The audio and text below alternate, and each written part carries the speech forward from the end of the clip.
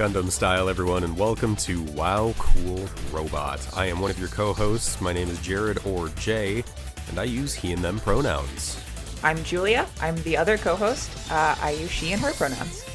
I'm Max. I'm the other co-host, and I use he and him pronouns. You're like the host. That's why I said what I said. I'm the dad of the podcast. You'll turn this podcast around, so help you God. Everyone has to call Max daddy now. It's a problem. Well, the silence was deafening. Anyway. You don't need to do that, actually. What if we didn't as a bit? Yeah, right. It's just a bit. That's all. Nothing more. It's funny, like, having Jimmy, Katie will, like, refer about me to him and be like, where's daddy? And, like, that's, like, completely normal. Like, I'm not one of those people who's, like, a pet dad. Like, that's always been, like, very weird to me. But so, like, the only time I'm unfazed being called daddy is, like, when I hear Katie asking my dog, where's daddy? And I'm like, okay, in this moment, maybe I am daddy in this moment. Yeah, to be fair, I'm absolutely my cat's mother, so, like, I get it. I've been re-listening to the Adventure Zone. It's just odd to hear the McElroys all call Clint daddy. Just like, it's very normalized for them, but it's also very bizarre. Well... So I guess it's fucking Parent Appreciation Week here at Wow Cool Robot. Yeah. Anyways, sorry. I just say awful shit. Y'all remember how I ended last week talking about a website domain I definitely did or did not buy? It was left up to interpretation, yes. Yeah. I'm not going to say it again. Oh, good. God. I'm going to have to pull up the episode because you did buy it, mostly because I you? just... I might have some regrets that I'm living with. Oh no. Get a refund. Anyway, the whole website? This is a Gundam podcast. Let's talk about Gundam. Let's talk about Gundam Wing. Much as it's Parent Appreciation Week, it's also Dorothy Appreciation Week.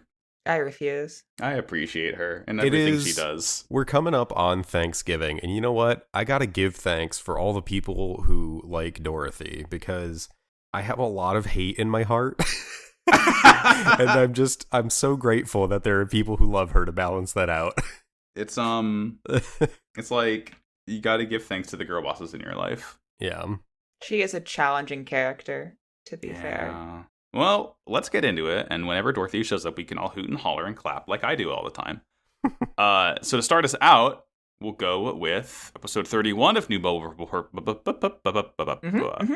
Episode 31 of New Mobile Report Gundam Wing. The Glass Kingdom. Relena meets with Katra and Hiro, enrolling them in the future world leaders of America. Hiro spars with Dorothy during fencing class as she eggs him on to live up to the legend of his name, which he denies being a part of. Noin informs Relena that a group of Trey's faction soldiers have been injured and retreated to the force of the Saint Kingdom and are being hunted down by Romefeller. Relena wants to take them in as refugees, but they refuse, not wanting to draw conflict towards the kingdom. Hiro recruits them into fighting back, and they, along with Katra and Noin, use the Wing Gundam and a battalion of white Taurus suits to defeat the Romefeller soldiers. After the battle, Hiro and Noin successfully convince Relena to build a Saint Kingdom defense force. This is a very, a very contained episode. Yeah, absolutely. Also, the title, A Glass Kingdom, or The Glass Kingdom, it's just so choice. Like, it's really funny. Very my very first note, you hear them say it in the episode. They say the episode is Glass No Sank Kingdom, so it's literally like the Saint Kingdom of Glass. Yeah. So it's like almost like literally, like, it's different, the title that they gave it, but it still fits because it's like there's the one kingdom they're talking about here, and it's very obvious which one it is. And like, it's a very simple pleasure to know the name of a thing going into it, and then point and clap and hoot and holler at the screen when they say it too. Because I'm pretty sure knowing title drops for this episode later on, and it's fucking good. It is the perfect phrase for what is going on. I like it a lot. Good job, Gundam Wing. It's good. So this one starts out, we see Pagan is dropping the boys off in like this sort of institute building. It's really cool. Like, just, I like that Hero's kind of forced to be around Relena at this point. Right. He like does not care for it. It's like he simultaneously doesn't care for it, but you can tell that he's like a lot more okay with it now. I think he's fully realized, like, there is no fucking way I'm getting rid of this girl. Like, I might as well deal as much as I can. Just resigned to it at this point. Yeah, and she loves it. She's so enthused. She's like, "Oh, Hiro, this is so great. You get to be part of the future women leaders of America. How fun!" Right. It's good. I also like that as Katra and Hiro are like walking up to the school, all of the girls are like standing outside to greet them. But as they're walking by, the girls are also gossiping, and one of them says something like, "Isn't he very young to be like a servant?" or something like that about Hiro, because he's like dressed awkwardly and Katra's dressed nicely. Yeah, like there's a very clear dynamic between the two of them, and Katra hears it and giggles. It's so sweet. Yeah, they do recognize that Katra is a fancy boy, which is very important. Yeah, which is true. So Relena like sort of welcomes him in her office. And she's like, yeah, I'm gonna roll you in here. You get to hang out in the Sand Kingdom. And she does mention Troa. Yeah, and she's like, by the way, there was this Stellar Oz pilot that I'm looking into. His name was Troa Barton. And his name is Troa Barton. He's definitely not dead. Yeah, Hiro and Katra are just like, what the fuck? Like, what? Why do you know about Troa? And she knows about Troa, and she knows that Troa is like very much probably alive. Mm-hmm. Yeah, and I mean, at that point, Hiro's like, I'm not staying. I'm bouncing as soon as I get the Gundam. And excuse me, Relena's like, hey, I'm looking for your friend. At least stay until we find him. Right. Yeah. And Hiro's like, okay, but like, wouldn't it draw attention to Sand Kingdom if you have like 2 Gundam pilots there? And she's like, I don't fucking know. Whatever, man. Yeah, that was super, super interesting because Hiro's like, this is such a concern that we fled the protection of a military camp because we didn't want to cause conflict. Like, are you sure you want us here? And Relena's like, we'll deal with it. It'll be fine. Yeah, we'll burn that bridge when we get there. She brings the boys to class. She introduces them. Dorothy makes like very evil yes face whenever she sees the boys. Yeah. Katra introduced himself. Extra. I love it. She chews the scenery. Katra introduces himself, all normal. He's like, I'm Katra, a banana winner. And before Hiro introduced himself, he kind of flashes back to the beginning of Operation Meteor. Yeah, Dr. J is talking to him as he's in the cockpit getting ready to take off for the beginning of Operation Meteor. And he's like, we need to decide on a code name for you. How about the guy who is trying to unite the colonies in the name of peace? And Hiro's just like, doesn't even say the name. He's just like, got it. Mm-hmm. It's fine. Then he introduced himself as Hiro Yui. Mm-hmm.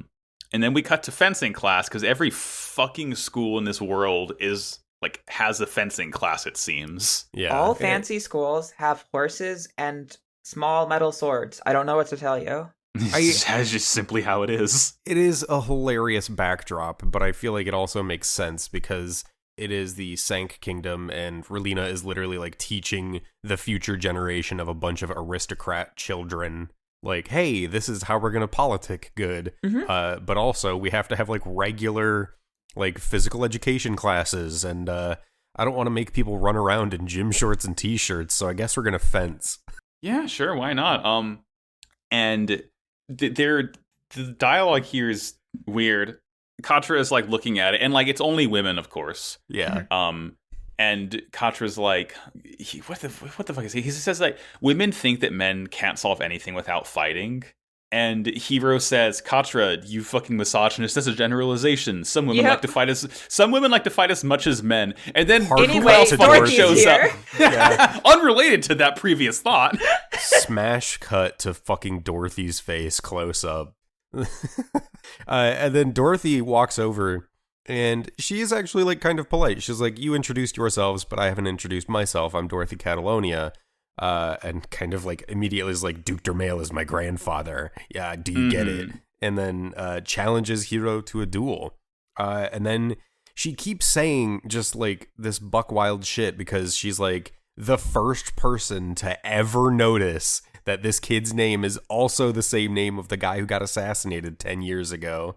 She's literally the only person in the entire world who ever paid attention once during a fucking history class. It wasn't even that long ago. I genuinely don't understand how nobody up to this point.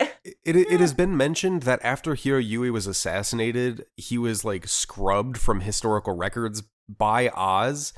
But like, Dorothy Catalonia lives on Earth, which is where people would not have that information. So why does she know about it? Like, of course people in the colonies know. Like, there are a lot of people who were involved with Hiro Yui, but, like, people on Earth don't really know or give a shit about who he is. So why does this girl who was probably, like, 5 when he died, like, why does she know who that is? And as they're fencing, she keeps pressing Hiro, and she's like, this guy in history was making him a name for himself, and he was making change, and he was going to become this powerful head of state and all this other stuff. And she's like, I wonder what your name belies, and if you will do the same, basically. And then, what is it? She, like, slices through Hiro's fencing suit, and he retaliates by piercing through the veil on her helmet without cutting her, but, like, stabs through the glass on the protective glass on the front of her helmet, and she takes it off and just kind of stares him down, and he's like, you must have me mistaken, there's probably 2 other guys named Hiro Yui, and just fucks off. You're Hiro Yui, he's Hiro Yui, she's Hiro Yui, are there any other Hiro Yuis I should talk about? Meow. Meow. Fucking Gary Yui. Yep, absolutely. There's something there. This rules. We cut to Noin walking into Relena's room, and Noin's like, hey, we have a fucking issue. Romefeller is straight up asking if they could fight within our borders. And Relena's like, troubling. What could this be? Mayhaps not, actually. Genuinely surprised. Fuck no. Genuinely surprised they sent any sort of notification in advance. Oh, I would have absolutely assumed they would have just razed the forest to the ground. Like, yeah, absolutely. without a doubt. Yeah. But yeah, no, they're gonna, basically they say, hey, there's Trey's faction Trey's faction soldiers here. We gotta get them because, hey, they're you don't know, they're dangerous. They could be a threat to the Sand Kingdom. Oh no, we wouldn't want that. And Noin mentions to Relena that they're injured, and Relena's like, oh, hey, girl boss genius idea. If we treat them like refugees, Romefeller can't attack, right? Right. And Noin is like, that's an option. It's not a good one. Yeah, it's like, Noin is really fucking good in this episode. She's good all the time. But in this one, especially because of how at first she's like not really into the idea, but like once Relena decides on it, she is so fucking in. She's like gonna do whatever it takes, to the point of like almost crying when, you know, spoiler alert, shit does go south later on, but like the fact that she is like so in on making Relena's ideology real, it's like, yes, get you someone like Noin in your corner. Girl bosses only. Yeah, absolutely. And so Noin ends up kind of doing I think it's a video call with the Trey's gang that is out in the Sank Kingdom's area. And they are like, Oz is going to attack. Like, they're just notifying you to be polite. And the Trey's faction is like, we don't want to make it a battle. So we're going to cut off communications with you because we don't want them to use that as more evidence to attack us. We're just going to we're going to take what's coming for us. Sorry. And then they hang up, and Noin is mad as hell. She's like, no, like, this is not what Relena wanted. Immediately she is like, listen, I didn't agree with what Relena was saying until she said it. She's like upset with herself. Yeah, she's frustrated because she understands the situation, like, pretty much from all sides, and is very much just like, I need to find a way to make this work in our favor now. Yeah. And we cut to, you know, after she's all fucked up over it, we cut to Hiro, who breaking and entering into like the hangar underneath the Sank Kingdom. He sees the wing Gundam, but he. Sorry, is this where I sent the screenshots from, where he flips off the camera and then does the gross thing with his thumb, where he's punching in the numbers? So. Yeah, where he like. I don't understand how that worked. He like mangles his. I mean, honestly, the like. Pointing with like your middle fingers and all that's pretty normal if on like a numpad. Jamming it with like turning your finger, like your hand like 180 degrees and jamming the enter button with your thumb is a little bit much. So bad. It was the one after Why did another they do thing that? Was confusing. Yeah. Whatever. It shows how Hiro will fuck himself up in the name of his goal or whatever. Metaphor. Yeah. But he busts through and finds the 01 Wing Gundam in the hangar under the Sand Kingdom. And also, I'm doing Farquaad white pointing Yes. because we see a bunch Several of Leos white or Tauruses. Tauruses that are white. I'm so Yeah, they're glad to see cool. these. I think the white Tauruses look so nice. Hey, I'm a white Taurus. Damn. Jesus No representation from the white Aries in I in the have, show. you know what? I already named one of the episodes of this series "Can't Help Being a Taurus." I might name this one "Can't Help Being a White Taurus." Jesus. I can't help it. It's who I am. Jeez. But anyway, So it turns out that these have been kept secret from Relena. This is like Yes. Noin's hangar underground. Yeah, that bounces back to her conversation with Sally after her and Sally did find and recover the 01. After Sally sank the 01 in the ocean, Sally was basically like, Noin, you can hang on to this and, use it for whatever purposes. I'm going to go find my own Gundam. And Noin was still very much like, even to Pagan, like, we don't want Relena to find out about this. And this is very much like continuing that same line of secrecy, which is understandable. And then I think we head over to Relena talking to the members of Oz from Romefeller, and these Oz guys like dismiss her outright. They don't listen to anything she's saying, and they hang up on her. And they're like, "Yeah, we're gonna fucking blow him up in the Sand Kingdom territory. Like, fuck them." their goal here is essentially to like push the fighting to the kingdom itself, where like They want the kingdom to be damaged. They Yeah. they want to negatively affect like the image of the kingdom being pacifists. Mm-hmm. it's like absolute pacifism can only get you so far when fighting's at your doorstep. And the commander, like before they hang up on her again, claims that the Trey's faction are gonna attack, so they have to do it first, obviously. Yeah, in the name of intervention, of We course. gotta. We gotta. After Relena gets hung up on, she's immediately like, I need to go out there and physically Gotta bounce. stop them. Remember, how she flew a plane between the tall geese and the heavy arms in Antarctica? She's probably like, yeah, I need to do that again. And Pagan Instead, is she like, gets in a car. Pagan is like, please don't fucking do that, Relena. And she steps What if you thought outside. about your safety like once? Relena Fuck steps that. Literal outside. princess now.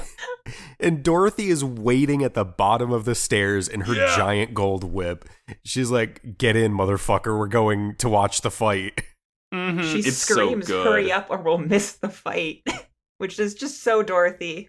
It is classic Dorothy. Katra and Noin make it down to the hangar, and they see the Tauruses.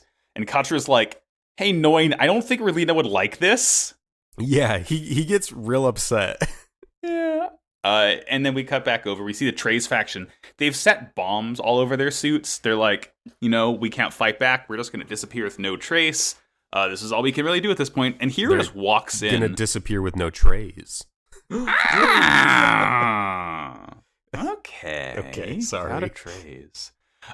Hero walks in, and he's like, hey, blowing yourselves up. I'd know a thing or two about that. That's not the worst idea, but I got a better one. Come with so me. Fucking funny. He's like, blowing yourselves up, huh? I get it. I've been there. Yeah. What like, if you buddy. didn't and we fought instead? I wish you shouldn't weren't have an been expert. there. I really wish you weren't an expert on blowing yourself up, but I don't think I can call you an expert on it because you've tried it You've four still times. not done it correct. And been Fucked up unsuccessful. every time. Virgos pull up and start blasting on the Trey's faction's Leos, and the Leos aren't fighting back because the Trey's faction rigged them to blow. So the Virgos are just slaughtering, and the Trey's faction actually uses those Leos as a distraction and pull up in a bunch of white Tauruses and surprise the Virgos under Hero's charge, basically. Mm-hmm. It's great, and they fuck the Virgos up pretty much. There's this really sick moment where one of the Tauruses gets through the Virgo's shield and then grabs its head unit and just crushes it with its hand. That scene is really, really dope. It's so fucking sick. Dorothy is continuing to speed down the highway, driving really into the battle. She's like, "Hey, have you ever seen a battle in person?" Yeah, she's having a hard time focusing because she's getting horny. Yeah, she loves this shit so much. And there's a carrier mobile suit, or I guess just like a carrier. And Yeah. It's Romefeller like the main Oz craft. yes. Oh no, that's right. I mixed up my notes. Okay, Romefeller sees a carrier coming in, and they shoot it down, and of course it's fucking Wing inside it. Yeah. And Hero's like, haha, my turn, bitch, and fucking shoots the Romefeller craft, which like starts to fall down right towards the bridge that Relena and Dorothy are driving on right now. Mm-hmm. Relena tells Dorothy to brake, and she does like the longest fucking like power slide I've ever seen. Yeah. Well, that thing probably weighs 1,000,000 pounds, so it probably had a lot of momentum. I would bet that it's plated at an actual gold. Yeah, I would not doubt it. And the carrier sails like just barely overhead and misses the bridge that they were about to drive onto, and like careens down this canyon and then explodes at the bottom of it. It's like really compelling, like personal action. Because a lot of the action we see is with people in mobile suits, but this is just people in a car, and they could have died. Like, they could have, like, for real died.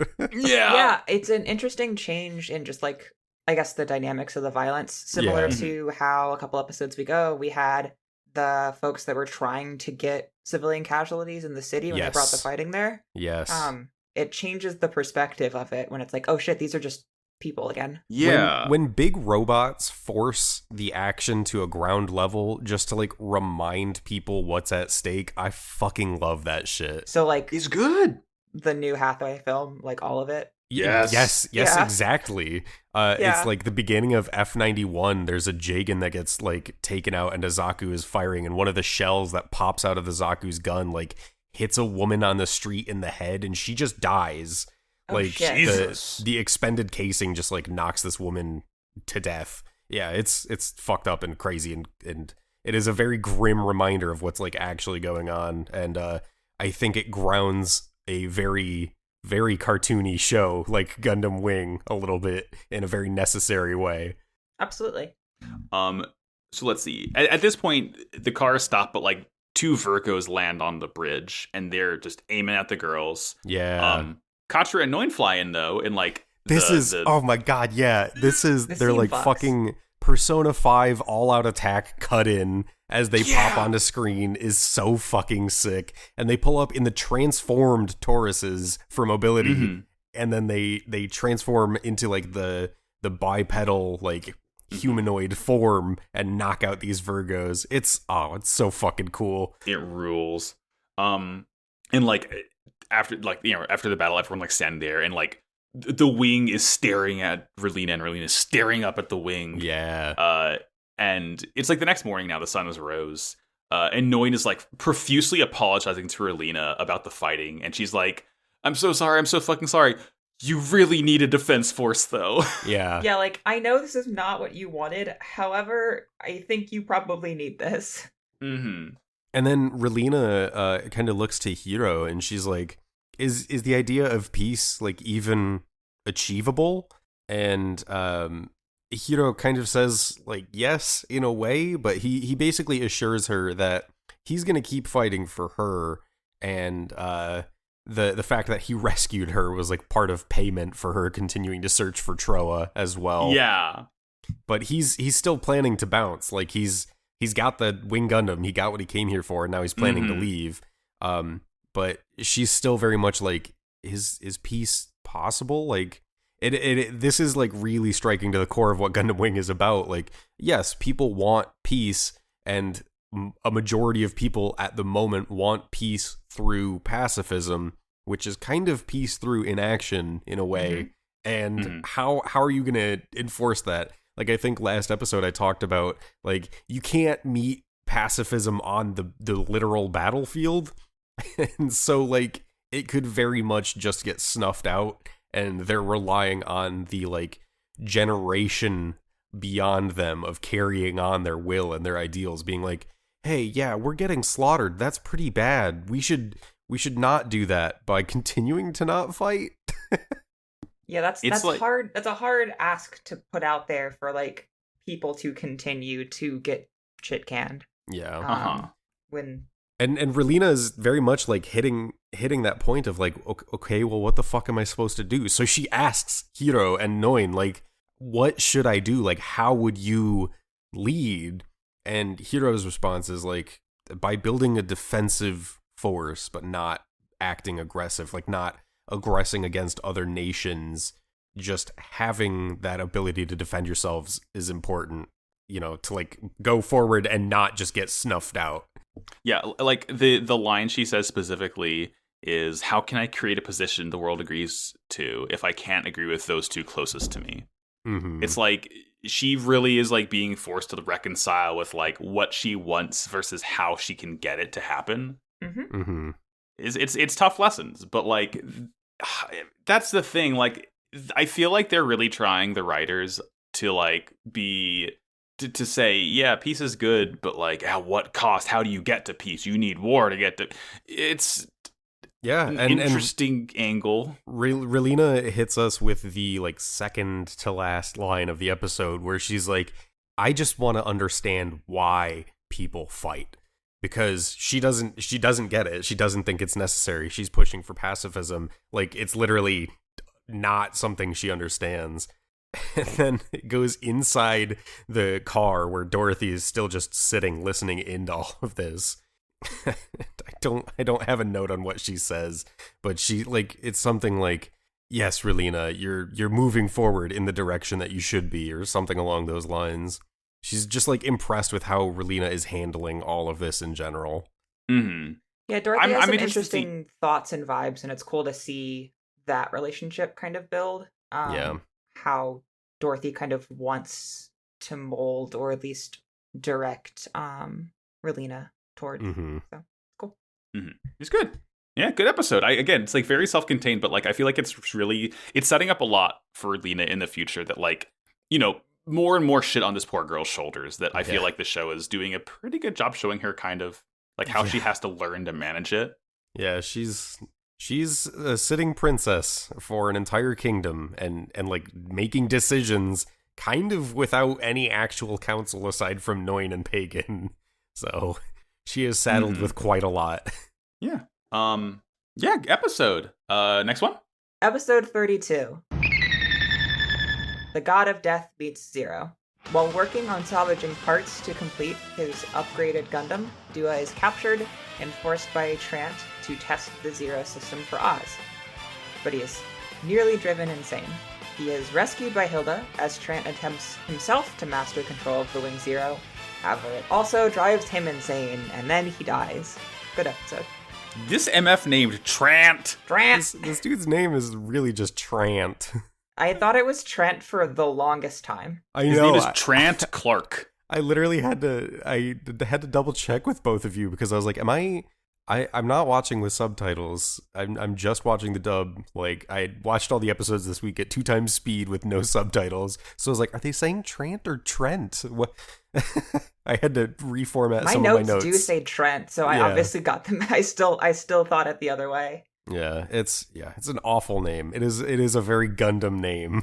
Do y'all Trant prefer Clark. blue cheese or Trant with your hot wings? I'm gonna scream. Don't say these things to me. I'll think of another funnier one. Don't worry.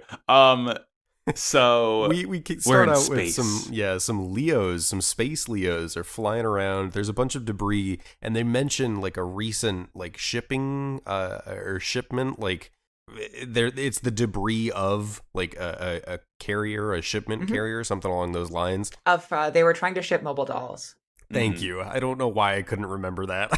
It's okay. You were literally watching on 2 speed. I get it.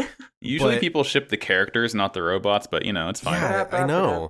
God Gundam, Nobel Gundam superiority. Anyways, out of the darkness, the fucking God of Death appears. It's literally the Death Scythe shrouded in darkness. It fucking rules. And like we get like a fucking Fire Emblem like critical hit portrait cut in as Duo screams, "The God of Death just returned from hell." It's good. We get fucking Sakuga here. We get this incredible animation of Duo doing war crimes, but it looks fucking sick. Yeah, this is some much appreciated Death Scythe love. Not that we haven't had any recently too. Like we're seeing some incredible action from the Death Scythe, and I just love watching that scythe in action. That's the thing. So good. They've realized that like the Death Scythe is like probably, like, from an objective standpoint, the most popular suit just because it's so wild. And they're like, Yeah. people are gonna want to see this. Let's do more of this. Yeah, there's some fucking stellar moments in this. And God, I loved Scott McNeil's delivery of screaming, "The God of Death is back from hell." What a fucking It's line. good. Duo? Okay, I know Hero's the edgy one, but Duo's kind of the edgy one. Duo's like the funny edgy one. Here's the edgy one where you're like, is he okay? Does he need help? Yeah, it fucking rules. And after all the action, we get back to after all the action, he's still in space and he's like looking at a readout of his performance, basically. And he's like, "Oh, good, I'm at a 80% capacity." Like he's like made progress since the last time we saw the Death Scythe. And he kind of grabs all of the supplies that were being transported. And Oh yes, heads on very home. very critical. That is important. Yeah. And then the narrator pops by and fills us in that Virgo production has slowed down since Operation Nova. Wonder what's going on with the Virgo production and why is it slowed down? It could be anything. We really couldn't find out.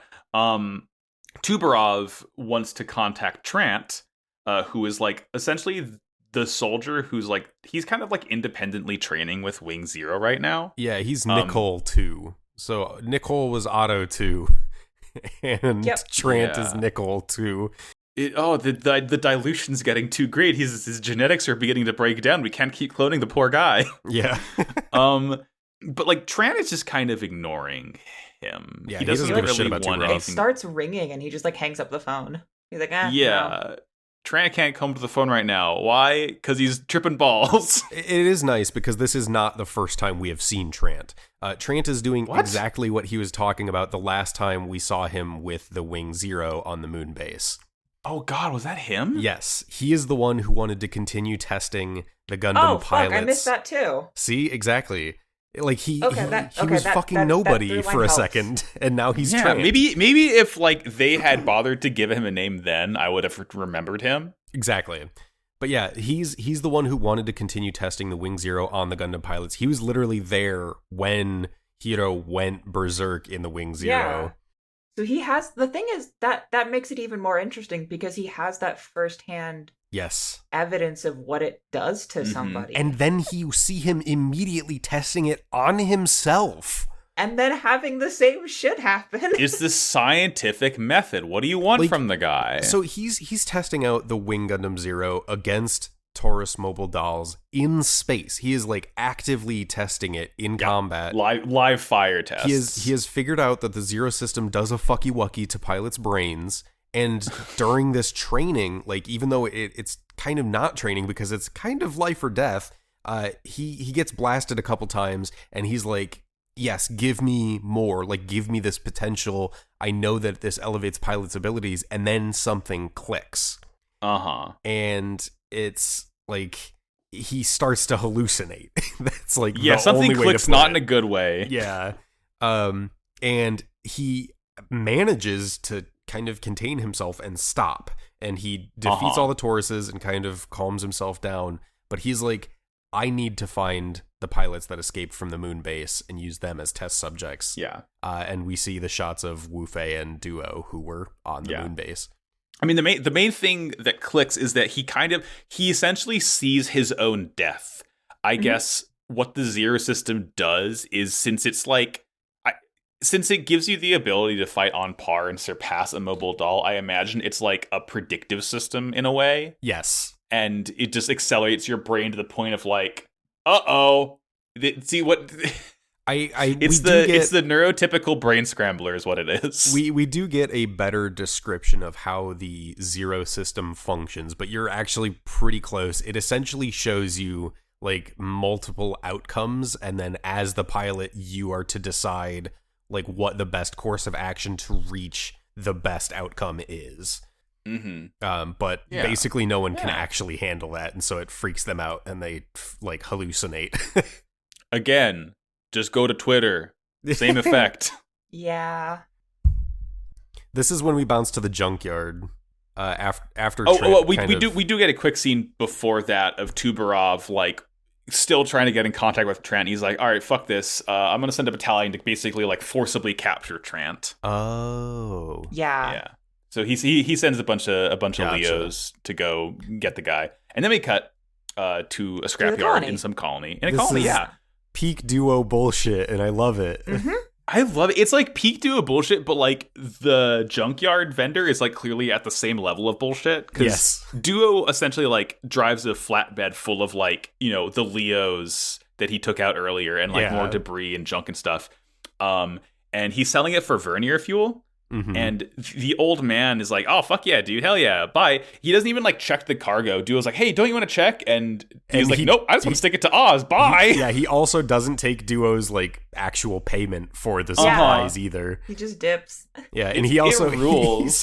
he says, let me know if you need any more fuel or ammunition before he drives away. It's great. I love this guy so much. And then super running on screen from the distance, we get to see Hildy. Yeah, I guess Hildy's just hanging with Duo now? Yeah, it's fucking good. Like, she was definitely, like, court-martialed by Romefeller earlier, but go off, I guess. Yeah. She bust out and has been helping Duo, apparently. Yeah.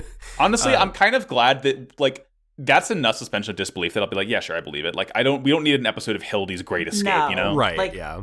She's just enough of a side character that happened. Cool. It's exciting when she shows up, but I don't care to see how she shows up. They gave her enough of a thread that you can just kind of figure it out for yourself, and that's all that matters.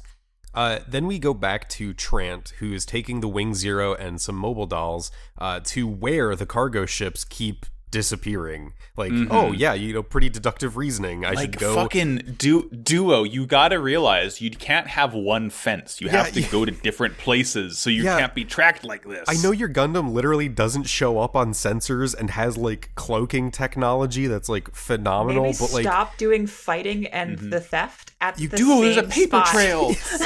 This is the most like the criminal returning to the scene of the crime. It's just like, you can't kill the cops that are investigating the location where you killed the last cops, bud. Duo, we can't keep doing this. He's continuing to check like the scrapyards for parts. Yes. And he's like, I'm gonna go it alone. Hildy keeps on wanting to help him, and he's like, oh, you can help me by bringing me a steak dinner. Haha, funny. He flirts with her, and it's cute. And he's like, Hildy, like he is very frank for a moment. He's like, Hildy, you've been enough help as is. And it's very good because it's probably she has been like helping shelter him to some extent. And then we bounce over to Trant again, who just like pulls up inside the colony with the Wing Zero. He lands the Wing Zero in front of their house. Trant busted through. And then points the twin buster rifle at Duo on the ground. It's so fucked. It's great. Duo's like, hey, hey, don't fire that in here, please. God, please. Yeah, and that is exactly how Trant is just like, yeah, I don't give a shit. You're coming with me, or I'm pulling the trigger. I'm not gonna just be some shitty lieutenant. This is going to be my ticket upwards. I'm gonna figure the system out. Yeah, and then this and myself are gonna replace these mobile dolls. Trant is the kind of villain that doesn't let other characters get away with their speeches. Yeah. I like that, though. I mean, no, it's nice. Trant is he's very competent, and, like, he has this one very important flaw to him, but, like, he is, as far as, like, a one-off, like, tiny villain goes, I really like him, because he's, like, a compelling enough guy who's, like, part of Romefeller, but, like, wants to work against Romefeller, but actually finds a way that can allow him to do that. It's like, oh, okay. I didn't expect anyone, like, outside of the Wing Boys to actually end up piloting the Wing Zero, but here we are. Yeah, speaking of, well, I'll talk about it when we get there.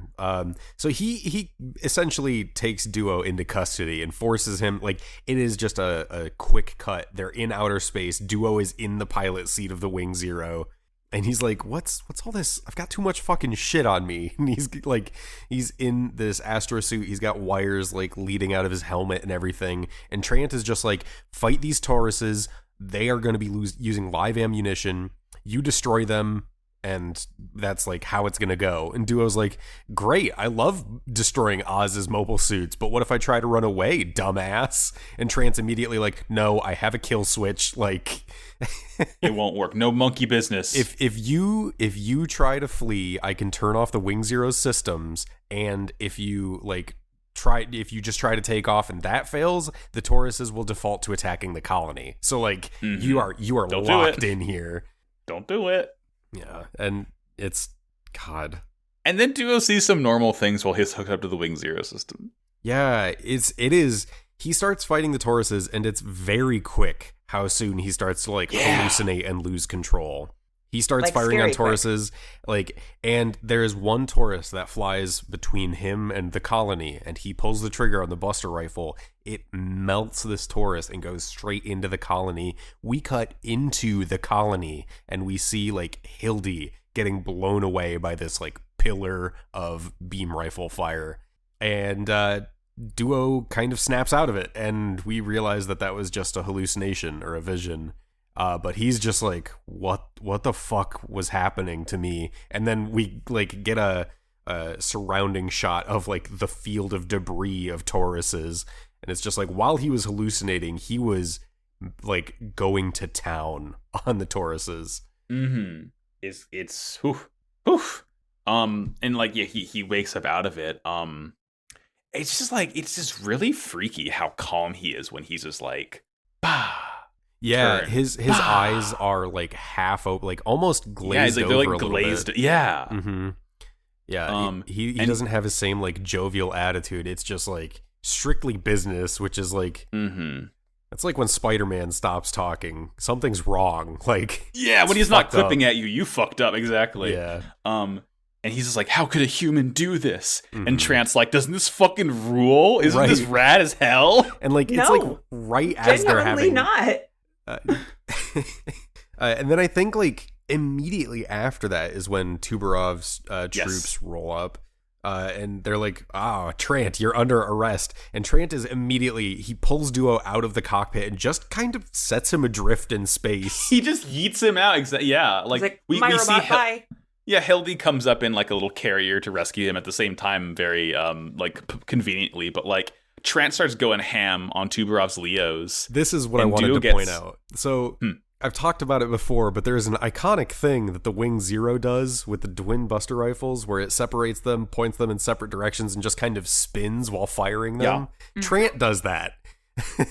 He did it earlier. He did it the first time we see him in the episode when he's training with the it's just like is there like a fucking like sticky note in the cockpit? It's like, hey, remember, try this. People fucking love that move. Like it's in like the Super Robot Wars games, I think, or like one of the like other tactics games that Gundams have, and people are like, oh yeah, that's Hiro's iconic move in the Wing Gundam Zero, and it's like Hiro never does that, is the thing. No.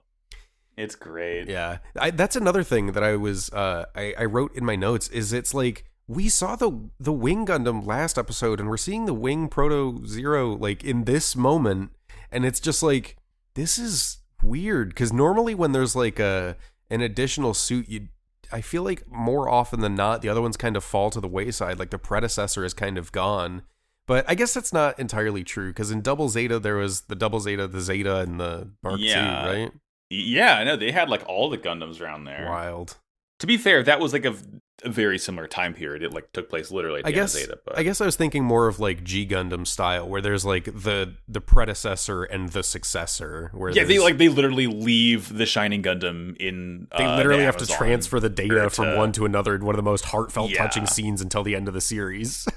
and like it's just they just ditch it in Guyana as it gets destroyed. But Duo gets in Death Scythe Hell to fight Tuberov.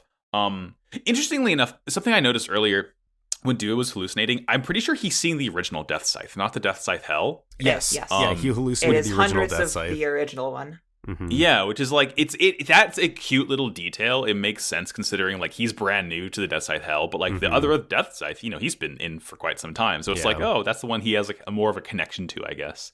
Yeah. As the Zero system kind of starts to take hold on Trant while he's fighting Tuberov's troops, he starts saying just like very evil, like villain type shit where he's like, it's JRPG final boss shit. Yeah, my consciousness is expanding. I can see almost everything, see even your everything. death. It's so fucking good. And this is good. The showdown between the Wing Zero and the Death Scythe Hell. It's fucking rad.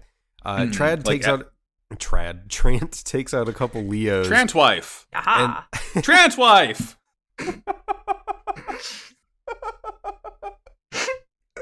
Okay, that's fair.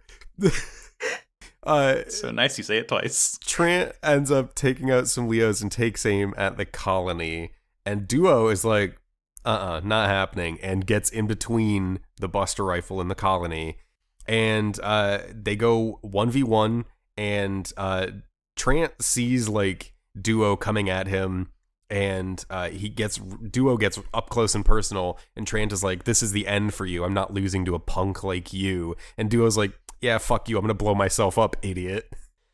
And and like snaps Trant out of the hallucination he was having. It's a hallucination again. It's good. He kicks him away, and then like Trant splits apart the Buster Rifle and fires a beam from it, and Duo like fires off the Buster Shield, and they like clash and explodes, and like that combined with Trant's like insanely fragile psyche, like his helmet glass shatters, and he's just fucking gone. Yeah, he's gonzo. The Death Scythe kind of manages to tank the rest of the blowback from the Buster Rifle as well, and the Wing Zero just kind of drifts away as the episode kind of comes I noticed to a it close. did not recover it. Nope. Yeah. I mean, Duo was like, it's too much for any human to handle. Probably doesn't want to fucking deal with it either. Honestly, yeah, we're better off leaving that fucking thing to just drift in space. Seems dangerous. Seems bad. There is only one thing that I've noted that really lets you know that someone is like deep in the Zero System's hallucinations, and it's this like very slight yellow filter over top of everything. Yes. And in Trant's like final hallucination, you don't see it until like the moment Duo presses the self-destruct button too. Yeah. He has like the yellow highlights behind him when it cuts to like talking heads of Trant. But it's other than that, it's not necessarily very clear that it's a hallucination until the last moment. Right. It's cool. I like that, though. I like that there's like this it's a noticeable tell that when it does happen, it's like kind of like rewards you for paying attention. For paying attention, and then like on subsequent things, you're like, oh, there was actually something here that told me that exactly. This is here. But I like that you could also be thinking that it's what's actually happening. It can mislead you. Recording or initial viewing. Mm-hmm. It's good. God, what a fucking good episode. I love Duo. I know. I'm like getting nervous like as we get further in the wing because I'm still loving it, and I'm like, oh, do they fuck it up really bad later on? Oh no. I genuinely think we have gotten through some of the rougher content already, just because it was like very, most of what people very don't rocky. like is past us at this point. Yeah, it's a weird intro, but once we get going, we get going. Yeah. It's pretty good Gundam now, which is nice. It's not just like kind of boring, generic on the ground action. Yeah. God. Shall we move on? Third episode? Absolutely. That'll bring us to episode 33. The Lonely Battlefield with Andy Samberg. Tall Geese beats down a Virgo transport in outer space and returns to his new ship, the Peace Million. Dorothy extends an invitation for Relena to speak at the Romefeller Foundation. Relena asks Hiro to continue staying in the Sank Kingdom. Hiro says he'll stay and immediately makes plans to leave for a massive raid of the Trey's faction headquarters in Luxembourg. Katra and Noin get left behind. Relena pleads with the Romefeller Foundation, but they assumed ill will because of Miliardo showing up in space and just hasn't stopped fucking up Oz's shit. Relena denounces Zex as an imposter, claiming to be Miliardo Peacecraft.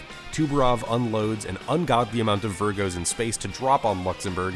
When Tall Geese takes out the Virgos in space, and the Wing takes the Virgos on the ground, Hiro ends up getting a little overwhelmed, and when all seems lost, a voice on the radio calls to him and commands him not to die. It's good. This episode fucking rules. It's very good. God.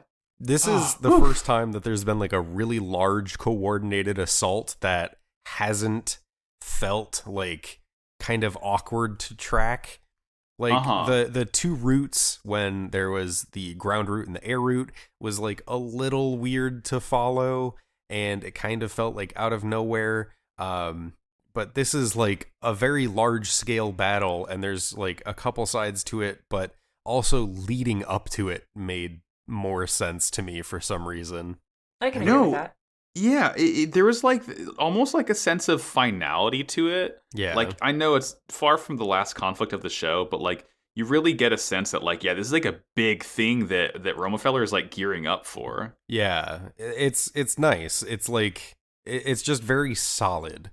So yeah, this one starts out. Katra is playing piano. It's beautiful, but it's sad. And Noin, comments as much. She's like, "That was great. Are you okay though?" Yeah. Hey, buddy, I've noticed you haven't stopped playing Teenagers by My Chemical Romance for 4 hours. Are you okay? Let's talk about this. And Noin basically tells him like, "Hey, don't blame yourself for all the shit that's happening in war." And Katra's just like, "I'm gonna blame myself for all the shits that's happening in war." Yeah. She's like, no, fuck, no. This is not what I meant. Poor I little think guy. one of the things, Katra, he's like sad, he hates war at this point, and he hates that he hurt Troa, and he has not let go of that, which is nice to see. Like, someone is holding on to something that happened previously in the series. But Katra also goes on to say there's a limit to what a pilot can accomplish, even if they destroyed all the mobile dolls. Like, there's only so much he could do because he's just a pilot. Yeah, it's like, he's like, yeah, I can do it with a Gundam, but like, essentially they kind of get to in their conversation talking about the Saint Kingdom, where after the battle you have these bloodied soldiers, and like all you really can do is like give them a place to just chill the fuck out. And like that's like a very good bridge between what Relena's doing and what the Gundam boys are doing, where it's like, yeah, she's preaching absolute pacifism, but at the same time she is like actively trying to give a future to these Gundam pilots, which is like a very like noble act when like literally the entire world is against them. Yeah. It's good. Yeah, it's a really like sentimental scene to open on. And I fucking love Noin. Noin rules. Noin might be one of the best characters in this entire show. Probably, honestly. And to counteract that sweet moment, we like get a quick bounce out to another outer sweet space. moment. Yeah, sweet in a different sense. Tolgi's busting through. Sweet. It's so lovely to see this dang bird again. I fucking love the Tolgis. And very, very important. It is not being piloted by Miliardo Peacecraft. It is the first shot we get of the inside of the Tallgeese cockpit is all black. There is no color inside this cockpit. There's very little light, and it is just what appears to be a black spacesuit. But as we see these Virgo shipments on their way to Earth getting absolutely blasted to hell by the Tallgeese, we do get another interior shot where we see the familiar red spacesuit of Miliardo Peacecraft, but we don't see those baby blues. No, we get the fucking helmet on again. From me again. He has a brand new Zex mask, like Zex helmet, if you will. Because the last one, I'll remind you, shattered to pieces. It completely broke. It cut his face. That's how bad it broke. Like, yeah. But he's fine now. He got better. Don't worry about it.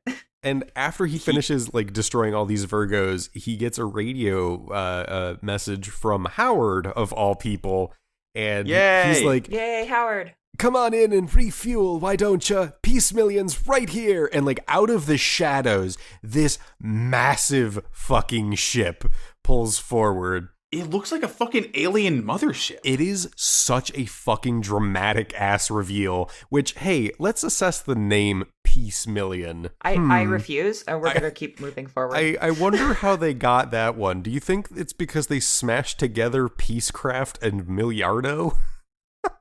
I mean, if they were to do that, it should be the Peace Billion. Yes. But, they're only 1,000 times less than that. Maybe there'll be a Peace Billion later on. Yeah. Well, it fucking rules. We get the reveal of the Peace Million, and fucking Howard is just in space helping Zex. Like, wearing 6 sunglasses. Which, It for the bucks. record, this is Zex. I'm not calling him Miliardo. This is Oh, Zex. no. Put the No, fucking he's helmet Zex. back on. You didn't think this was going to happen, did you? I was genuinely surprised that, like, I thought the helmet was going to stay off, but no. Yeah, this is like if in the middle of Zeta, Quattro Bagina just, like, put his old mask and helmet back on and was like, by the way, you all keep calling me Char, so I figured I'd fit into the box you're putting me in. Yeah. God. So the wildest shit is, this is, in my mind, absolutely the correct thing he should be doing right now. Oh, so 100%. Even as we'll find out, Relena fucking agrees with him. Yep. Yeah. Damn.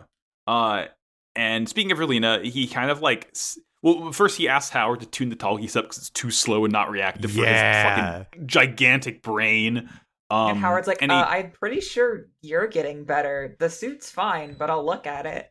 And this is just what happened at the end of Mobile Suit Gundam when Amuro got too juiced up, and they had to like rub magnets on the Gundam to keep up with his like new type perception. Fucking good. It's great. And he's like silently kind of asks Relena to forgive him for Buddy. being a violent boy. Forgive But again, me, it's like I have to go back to the old me. Oh no. fucking imagining Bugs Bunny in the Bunny, Zex Marquise mask. God damn it. I'm a master of my craft. Your Peacecraft? Yes. We get the Duke we get the Tubarov, who's telling Duke Dermail about Zex returning, and they're kind of scheming on how to defeat Zex, and Dermail kind of comes to the conclusion of like, let's just fucking hit the Sin Kingdom real hard. Yeah, I like this moment too because Dermail says something along the lines of like, we need to hit them where it hurts and like we need to hit them hard. And Tubarov is like, well, you've got my, invincible mobile doll troops. And Dermail kind of laughs at him. And he's like, yeah, buddy, are you fucking kidding me? These things keep getting popped left and right. He fucking... Tubarov is a little too fucking hopped up on his own juice. He loves his own mobile dolls a bit too much. He loves those dolls, and it slowly but surely, everyone else can't fucking stand them. Yeah, no, everyone else has know. realized that maybe mobile dolls weren't the right call. Uh-huh. Oh, Tubarov, I can't wait to see you get fucking launched into space or something. Yeah. We cut to Relena in the park with Hiro. This is so fucking cute. This is nice. She like asks him. She's like asked to sit with him. And then does he? Okay, Yeah? what does he say in the sub? Oh, I didn't catch it. Oh, in the dub, he says, "It's your country. You can do what you want." Okay, I think that's similar to what he says too. He's just like whatever. Cheeky little bastard. Like, come on. Whatever, princess. Yeah. There's a nice conversation here on, she like kind of talks. She's like, "Hey, why are you still here? I thought, you thought you were gonna fuck off." And she's kind of talking to him about how he doesn't really have like a place to go, because Colony's abandoned him, and now there's like a kill order on all the Gundam pilots. Conversation can't really go anywhere though because Okay, the I'm most back. Can you important check the Operation Meteor chat real quick for me? Oh, Me? fuck yes. I'm sorry. Oh I had to take a second. my god! Thank you, Julia. Oh my god! You have realized my vision. As soon as you Okay, said that, I was fuck. like, I need a is- moment. Unbelievable how fitting the fucking flintlock pistol is. Are you kidding me? Oh god, absolutely.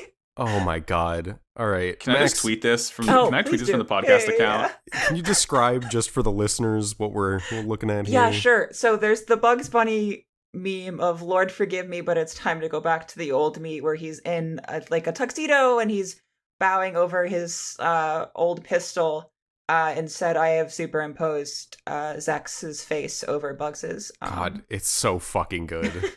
Holy shit. I'm making this my fucking profile icon. Hell yes.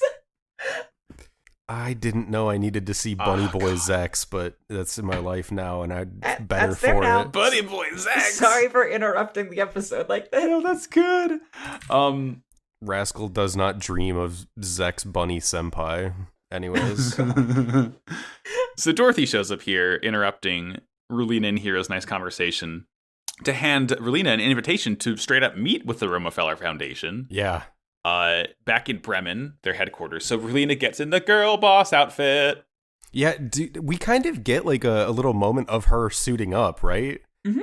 That's so nice. It's just like we're seeing her literally like change into the leader of the Sank Kingdom. It's good. It's good to see. It is very reminiscent, obviously, of on kind of having her two sides too, and like vastly less sharp of a distinction between the two here. Yeah, but she is playing a part when she dresses this way instead. It is obviously like from a like film and like critical analysis point of view important to watch a character change clothes in this sort of style, but like this is also an animated like medium and they did not need to show that, and I like that they did. It's great. Dorothy like offers to drive. Yeah. And Noi wants to go with, and Dorothy's like, no, she's my responsibility. I'll take care of her. Seems bad, but whatever. Yeah, and then Relena's also like, yeah, Noi, you can stay here. It's fine.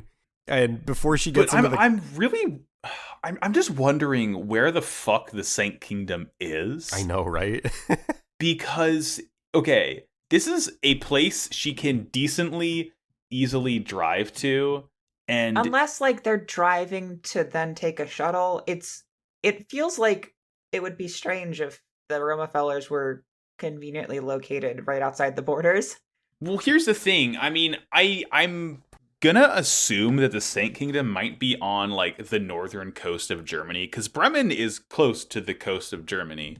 I feel like it might be, like, where, like, the Netherlands is, perhaps, or, like, maybe near Denmark or something. Hold on, I'm just gonna Google Gundam Sank Kingdom location. Okay, northern. Oh shit! Hey, the Sank Kingdom is what used to be Mecklenburg-Vorpommern, Germany. Look at that. I figured it out by using Googie Maps. Look at that. Okay, so yeah, that makes sense. It's a decent enough drive. They go there. And then we cut to Katra. Well, who before there's Relena leaves, I'm skipped over a little bit. That's okay. Before Relena leaves, she turns and looks at Hiro and Katra, who are looking on from like just an outcropping, I guess. And Relena's like, Hiro, promise not to leave without telling me first, okay? And Hiro's like, yeah, sure, whatever. He does like this slight little nod. It's good. And then they drive away, and Katra and Hiro head down to the hangar. And, like, immediately they're just like, okay, so there's plans for Oz Mobile Dolls to head to Luxembourg. That's where I'm going. They're going to crush the Trey's faction headquarters. And Katra's like, okay, do you want me to come with you? And Hiro's like, no, I'll go alone. And Katra's immediately like, that's stupid. There's going to be so many Mobile Dolls. You're going to die. You're going to be so insanely outnumbered. He just goes, ha, yeah, anyway. Yeah, and then he gets in the fucking wing and leaves. God, that's so this fucking hero. boy, this fucking kid. I wonder sometimes if the comedy of people saying they're gonna do a thing and immediately cutting to them doing the opposite or whatever is like intentional for this show, because I don't feel like it is. But I don't think it is, but it happens so many. It happens enough that you would be forgiven for. Yeah, exactly, because it always happens and it always lands like a joke because it's just unbelievably perfect. It's really great. And yeah, Hiro leaves from the hangar. Katra's there, and Noin runs up, and Noin's like, hey, what the fuck just happened? And Katra explains he's finding a battle with the least chance of survival. Thanks, just buddy. Fucking, all right, whatever. Zex also... So Zex is like kind of catching wind of Romefeller's plans towards Luxembourg. So what he's going to do is he's going to stay up in space and basically shoot down as many Virgo carriers as he possibly can, you know, to prevent them from breaching the atmosphere and taking out the Trace faction. Let's see. I missed my notes part. Yeah, he's fucking him up. He's doing great. Tuberov like kind of planned for him to do this. Yeah. And he's basically just like, okay, he's taking out some of the Virgos, so the ones who aren't getting destroyed, fucking speed up, go. Like, yeah, exactly. He like knows that he's going to be distracted and won't be able to take all of them out, so he's just like kind of like ramming through as many as he possibly can. Yeah. And then we're in Bremen. Relena made it. She's at like a meeting table with Dermail and the rest of Romefeller. Dorothy like closes the door behind her, and she's like waiting outside. She's like, "All right, Relena, show us what you got." It's still very weird how much Dorothy is cheering Relena on.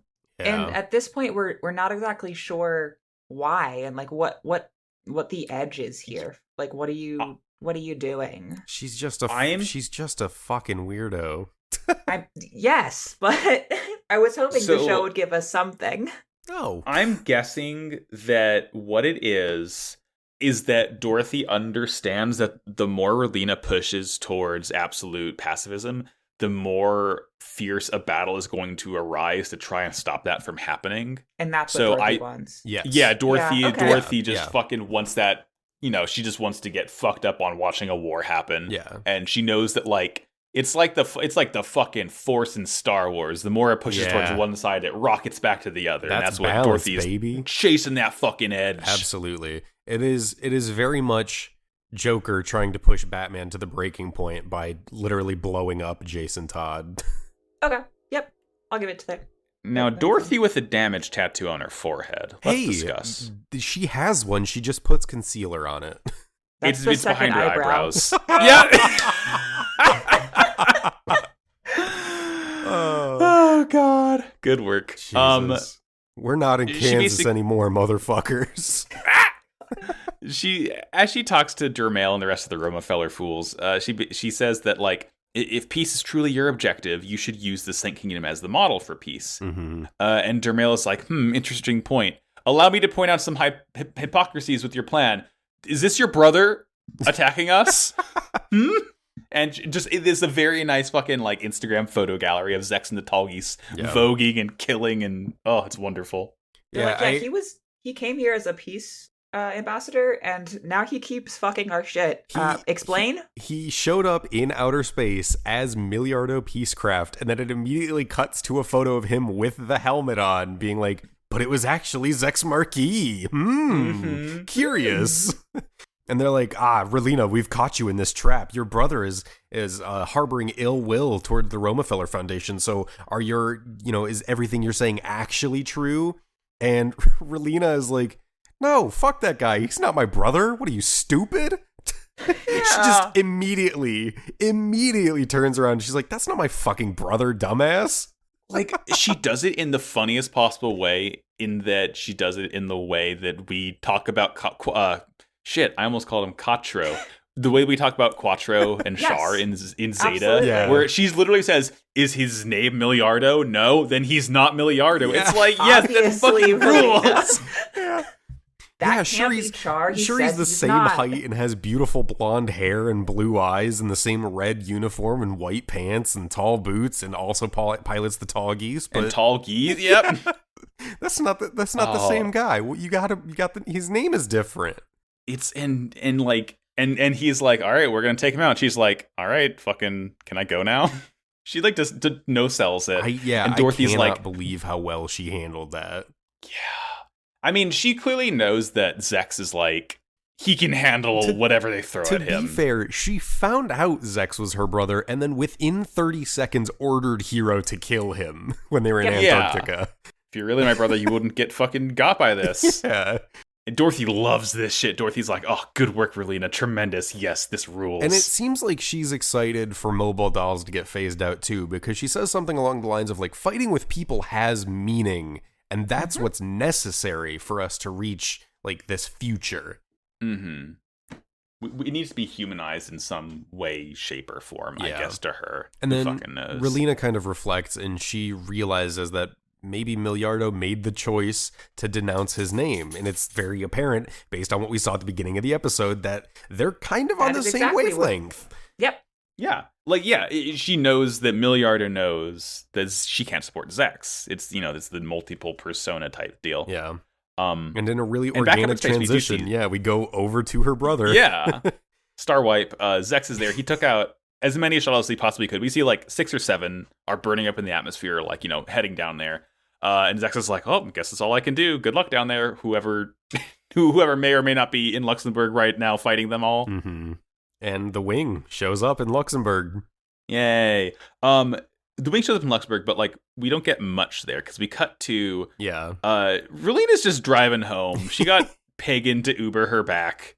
And God, as this is happening, we hear intel that Relena's car is going to be attacked. I think it's like we hear like Noin talking to Katra. Yes. And we cut over to Pagan, and Pagan's like, "Hey, Relena, you don't seem too happy right now." And yeah, I wouldn't be happy too if I'm about to be attacked by mobile dolls. Yeah, I like she gave a very impassioned speech, and Dermail just tried to undercut her with one thing, and then she was just like pissed and left. So it wasn't a very To be fair, if I had to drive to a different country only to have a 5-minute conversation and be done with it, I'd be a little mad too. Yeah, for real. Fair. And so these Virgos pull up, and they start to take aim, but at the last moment, Katra and Noin pull up in these Tauruses, the white Tauruses again. Relena has like probably the best possible royal guard right now with Noin and Katra. Yeah, they are absolutely like her guardian angels. And Pagan. And it's also the white. Unfortunately, Tauruses, because of the it's Virgos, Pagan kind of crashed the car, and she gets out to check on him, and he doesn't respond. So I was really worried that Pagan was killed here. yeah, they don't tell you for a moment too. Yeah. And afterwards, after Katra and Noin pull up, we see an ambulance. Pagan is loaded on, and someone kind of addresses him, and they're like, he's going to be okay. But Relena's like mad. She couldn't protect one person, and she starts to be like, I feel like I'm not making the progress I need to be. Like, maybe I should abandon the idea of pacifism. And maybe total pacifism is worthless after all. This stinks. And Katra steps up, and he assures her that she needs to keep fighting for pacifism while other people fight on her behalf. Which, like, yes, yeah, that is what kind of needs to be done. Like, it's still kind of undercutting the original message, but it is a very complicated thing to try to work around. Yeah. And Pagan's alive as well. Yep. I think we mentioned that already. Pagan is okay. Yeah. Oh yeah, Nick, because he got carried off. He doesn't say anything though. He just kind of gets carted away. He's dead, but he's fine. And then we get a pretty cool scene. Yeah. So Hiro is on the ground fighting Virgos in Luxembourg, and there's like he blasts a couple of them, but there's one in particular he fires on, and we get like the shot of the Virgo inside the beam. It's this really beautiful, like, just black silhouette of this Virgo getting annihilated by this close-up Buster rifle blast. It looks really cool. But in the fighting, the wing's leg gets damaged, and it starts to get surrounded. Hero's probably gonna die right here, right? No, I'm gonna let me call him real quick and tell him not to. This is so fucking fun. So Trey's contacts Hiro. Somehow, again, their frequencies are known, ? Yeah, it's fine. It's fine. But he says, don't give up. You can't die yet. And then we get a close-up of Hiro's face and Trey's face in a dark room, and then to be continued. Great. Cool. It's so good. What a good Cool fucking show. cliffhanger, though. I love it. I mean, it is a wonderful cliffhanger, and then I saw the name of the next episode on Crunchyroll, and I fucking, like, pogged IRL, because the next episode is just called Its Name is Epion. Yes, sir. Oh, God, I'm fucking excited! Oh, I'm so excited to see the fucking Epion. And that'll be in a week from now. Tune in. Don't miss it. Tune in to hear us describe what a thing looks like. For the second time. Hell yeah. We're good at that. Yeah. We're very good at that. I'm still okay. So just behind the curtain of my Gunpla purchases, there is currently a metal build spirits of the Epion up on the P Bandai store, and it is spency. And I mean, that's not a Gunpla though. I'm pretty sure it's just like an action figure. Yeah, it is essentially like a metal action figure, but like that's also sick as hell, and it looks like I love the kits of the Epion, but I feel like the actual metal finish does it really solid justice. It's definitely worth like getting top coat for. Yeah. Yeah, I'm waiting for P Bandai to drop their Black Friday lineup, because there is a Hyakushiki Crash that I am looking at. Y'all gonna make me buy some fucking robots. You can finish your red frame. I did. I'm done. Yeah. Oh fuck yeah. No, it looks good too. No, I am set now. I have my I have a wing and I have the red frame, so I'm good to buy because I have, and I'm air quoting here, self-restraint up until this point. I am on hold until I complete my high new, which is at the top of my catalog, with my other real grade new Gundam and my master grade Freedom Gundam 2.0. My P Bandai Hyper Mega Bazooka for the real grade high new has shipped. Hell yeah! Hell yeah. Yes. I'm currently building the Woundwort, the clear color version. This thing is fucking minuscule. Yeah. I love it. I mean, it's so admittedly, small. I just built the master grade Barbatos. Oh yeah, which is like, that's Gundam sized. Yeah. But like here, I'm sending a photo to the group of like I have the head and like the upper torso completed of the Woundwort, and like this thing fucking tiny, it little. Oh, that's baby. I wonder how it compares to the Crossbone Gundam size-wise. On it, I think it'll end up being bigger because it's like 90% legs. The Woundwort is. Because I mean, I have the real grade Crossbone. That thing is a little guy. Yeah. But still, I'm fucking excited because the Woundwort, and then I have the Hyzen Playroute too. Anyway, that's your Gunpla update. God damn it! I haven't done that in quite some time. But I believe this week, Julia, you have a little thing for us. I do have a Beyond Toon World for us. Yay! You're going to love this. Trust me. Beyond Toon World! Today we're gonna do Dorothy's dub VO. Kathy Westluck. Give me a second. Couldn't tell you. Westluck. I have the Wikipedia article with the pronunciation up. Right on. Thank God for phonetics. I'm going to start at the start of her career. She got to start in 1990 on The New Adventures of He-Man, playing Teela. Oh, okay. Kind of going to scroll through. She's a couple reoccurring characters in Ranma 1/2. Excuse me. Oh, sick. Yeah, play Shampoo and Azusa. I know Shampoo. Mm-hmm. And that goes for a couple years here. Let's see, scrolling through to stuff that I don't know. Then, 1996, Dragon Ball Z. Yeah. Uh-oh. She is credited with 10 unique characters. Mm-hmm. That's a lot. I'm going to quickly go through. Trunks, Marin, Nasa's mother, Cargo, Lime, Chiaotzu, Puar, Marin, East Kai, and Android 19. Yeah! Oh my god! She's so Trunks. She's Trunks. Yep. I mean, I imagine she's like Trunks in the Boo saga from when he's a kid, not from when he's an adult and shows up. Okay. But the fact that she's fucking Chiaotzu is so funny. That Dorothy Catalonia is the one who goes, "Goodbye, Tien," Mm-hmm. and just does fuck all. I'm just pretty dies. confident everyone on Wing was part of the Blue Ocean dub for Dragon Ball Z. Good. That honestly checks out. Hell yeah. Moving forward What a couple years to Gundam Wing. Hey, I know So that we have one. Dorothy. We also have another voice here, Max. Yeah? Do you want to try to give a little guess here?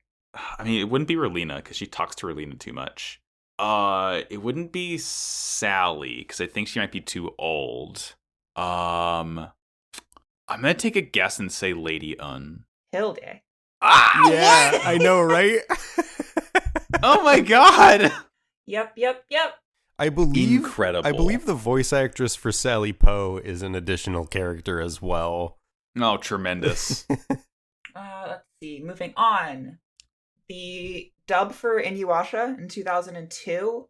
Again, she's like 11 character voices. Mm-hmm. Keeping going. There was one in particular I want to get to specifically. Yeah. I don't like the way you say that. Sorry, It brings fear to my heart. To be fair, I am the one who told Julia to do Dorothy's VA. Yeah. So there's something fucked up in here, I presume. Well, It's not bad.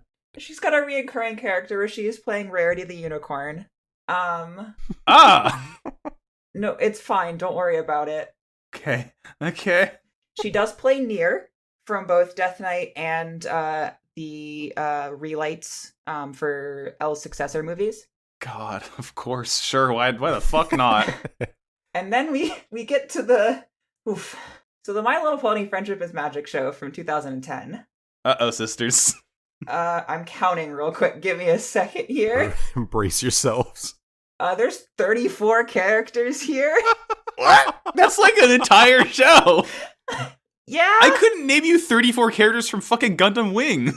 It's a lot. Oh my god. One in particular, I guess they decided she was good at because she continues to be Spike for the next forever. Is that the little dragon guy? Yep. Mhm. My god. What the hell? Yeah. Fucking Dorothy Catalonia, my beloved. Yeah, I think that's probably So one of good. her most notable roles, for sure. Mhm. Oh my god. Good shit. Thank you, Kathy Westluck. Yeah, Very absolutely. good. I'm standing and saluting. I am.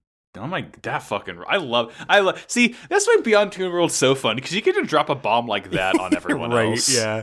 It's a little God, sad because fucking- I've bounced through just like trying to dig and see like who would be interesting to do, because like I've mentioned like I kind of want to do like all of the main guys, but some of them just didn't do much, and so there's not like a lot of interesting stuff in there, and then we have characters like voice actresses like Miss Westlock, and it's just like a gold mine.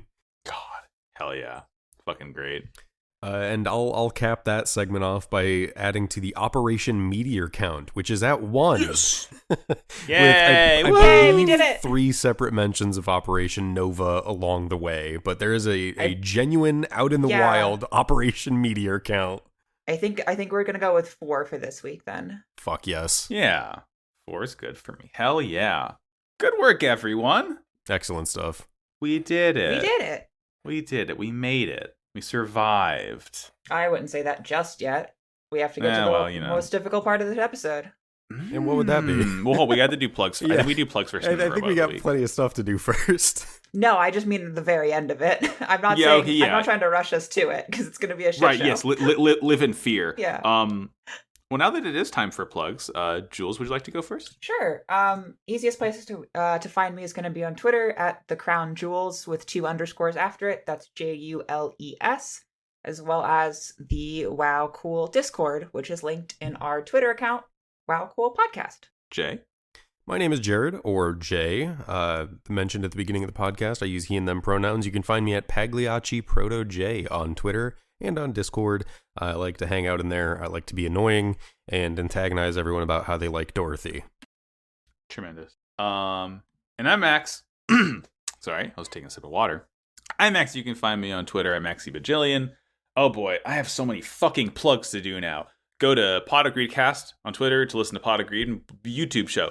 Go to Slappers Only Pod on Twitter or slappersonlypod.com to listen to Slappers Only Pod, a video game music podcast, and new hotness alert podcast called Never Mind the Trollocs. It is a prestige podcast about Amazon's Wheel of Time TV series. The first episode will be up by the time this episode comes out. That is at NVM the Trollocs on Twitter. I'm doing that with, it is myself, it is Sarah from Zeta Gundam, and it is Tom and Nina, who you may know from Mobile Suit Breakdown, the world's smartest Gundam podcast. It's a really good time. We had a great time recording it. We had a lot to say. It's a fun level of discussion that we're bringing to the show, and I hope you all tune in. Oh yeah, and this show, Wow Cool Podcast on Twitter. I think it's been mentioned. Go to the Discord. Hang out with us. It's fun. Post your gunpla. We love it. And finally, Jared, time to ask the important question of the week, which is, what's the robot of the week? My robot of the week, I've been thinking about it a lot. It's the Gundam Dynames from Gundam 00. Is that the black That's the one? sniper one. It's the one with the big green shield wings. The green one. Yeah. The green Okay. one.